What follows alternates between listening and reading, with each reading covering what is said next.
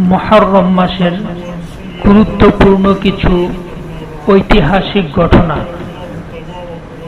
হযরত আদম আলাইহিস সালাতু ওয়াসসালামের তওবা কবুল হয়েছিল। হযরত নূহ আলাইহিস সালাতু ওয়াসসালাম তুফান থেকে মুক্তি পেয়েছিলেন। ফেরাউনের জাদুকরদের তওবা কবুল হয়েছিল। হযরত মূসা আলাইহিস সালাতু ওয়াসসালাম ফেরাউন থেকে মুক্তি পেয়েছিলেন।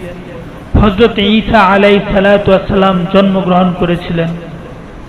আব্রাহার সৈন্যবাহিনী অর্থাৎ আসহাবে ফিলের উপর আযাব নাজিল হয়েছিল।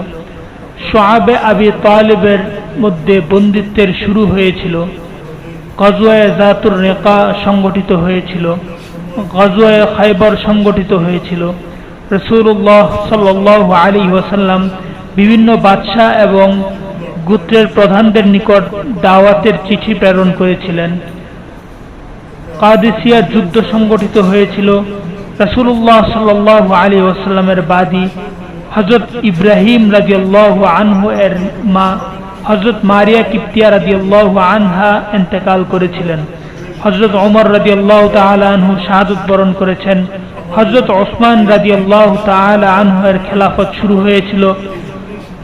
ওয়াকিয়ায়ে কারবালা অর্থাৎ কারবালার ঘটনা, যেখানে হযরত হুসাইন রাদিয়াল্লাহু তাআলা আনহু নির্মমভাবে নির্যাতিত হয়ে শাহাদাত বরণ করেছিলেন।